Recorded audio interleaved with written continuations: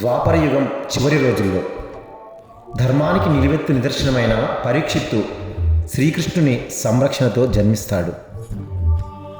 పరీక్షిత్తు మహారాజు రాజ్యం సుభిక్షంగా ఉన్న సమయంలో కలి ఎలా ప్రవేశించాడు? కలి అడిగిన స్థానాలేంటి? అసలు పరీక్షిత్తు జననం వెనుక కథ, కలి ప్రభావం గురించి తెలుసుకుందాం రండి.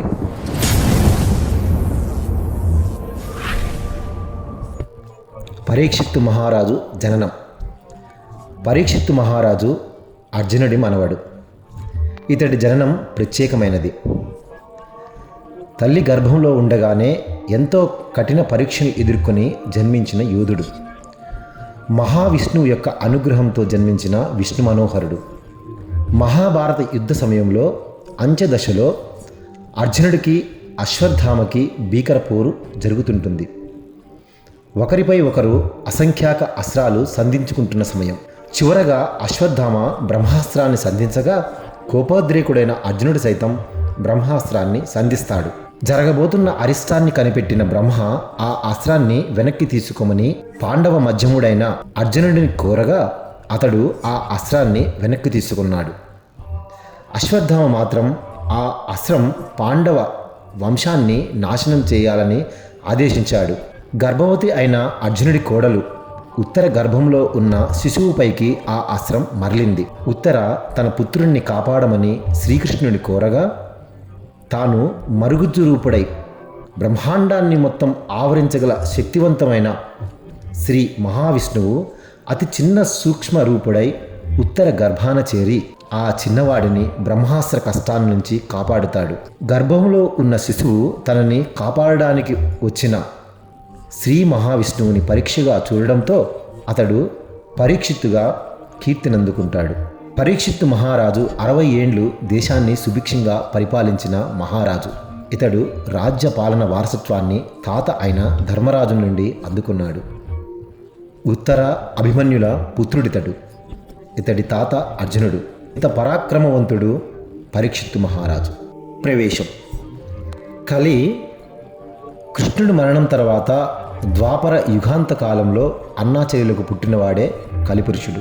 ద్వాపర యుగం అంతరించి కలి ప్రవేశించి కలియుగం ప్రారంభమవుతున్న దశలో పరీక్షిత్ మహారాజు ధర్మబద్ధంగా పాలన చేస్తున్నాడు. కలి తన ప్రభావం ముందుగా సాధు జంతువులపై చూపించడం మొదలుపెట్టాడు. పరీక్షిత్తు మహారాజు ఒక రోజున గోమాత ఏడుపు వినిపిస్తుంది. వెంటనే అటు వెళ్ళిన పరీక్షిత్తు ఆవుకి కాలు లేకపోవడం గమనిస్తాడు. ఎందుకు, ఏం జరిగిందని ఆవును ప్రశ్నిస్తాడు. వెంటనే ఆవు తన కాలును కలి నరికేశాడని చెబుతుంది. దీంతో ఆగ్రహం చెందిన పరీక్షిత్తు కలిని పట్టుకొని బంధిస్తాడు. కలిని ఆవును ఏడిపించినందుకు శిక్షను అనుభవించు అంటూ చిత్రవధకు గురి చేస్తాడు. కలి పరీక్షిత్ మహారాజు పెడుతున్న హింసను తట్టుకోలేని పరిస్థితిలో ఎందుకు నన్ను ఇలా బంధించి కొడుతున్నావు అంటూ అడుగుతాడు. నువ్వు ఆవు పట్ల చేసిన పాపానికి ఇది శిక్ష అంటాడు. అయితే ఇది కలియుగం కనుక తాను ప్రవేశించినట్లు ఏదైనా చేసే హక్కు తనకు ఉందని కలి చెబుతాడు. కలి మాటలకు పరీక్షిత్తుడు అంగీకరిస్తాడు.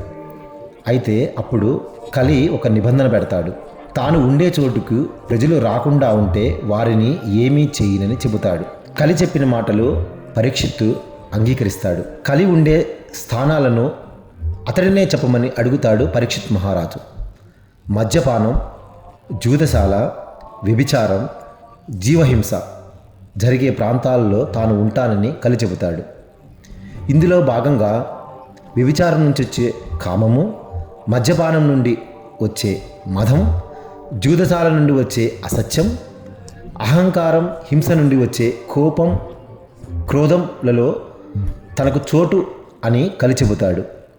కలి జూదం, మద్యం వంటి వాటితో పాటుగా నెమ్మదిగా బంగారంలోనూ స్థానం సంపాదించుకుంటాడు. బంగారం నుండి పుట్టే మాత్సర్యంలోనూ కూడా కలి చేరడానికి వీలు సంపాదించుకుంటాడు. బంగారంతో తయారైన పరీక్షిత్తు కిరీటంలోకి చేరుతాడు కలి. నాటి నుండి కలి ప్రభావం పరీక్షిత్తు మహారాజుపై పడుతుంది. కలి ప్రభావం. వేటకు వెళ్ళిన పరీక్షిత్తు మహారాజు తాను వేటాడుతున్న జంతువును వేటాడుతూ శమీకుడనే ముని ఆశ్రమానికి చేరుకుంటాడు. ఆ సమయంలో ఆ మహర్షి తపోదీక్షలో ఉంటాడు. తన రాకను గమనించకుండా ఉన్న శమీకుడిపై కోపంతో సహనం కోల్పోయి క్షణికావేశంలో కలి చేసిన మాయలో పడి శమీక మహర్షిని అవమానించదలిచాడు. సమీపంలో ఉన్న ఓ కర్ర ముక్కతో మృత సర్పాన్ని పైకి ఎత్తి పరీక్షిత్తు మహారాజు ఆ మహర్షి మెడలో వేస్తాడు. ఆ సమయంలో అతడు తాను ధర్మరాజు మనవడు అనే విషయాన్ని మర్చిపోతాడు. పరీక్షిత్తు అంతఃపురానికి వెళ్తాడు.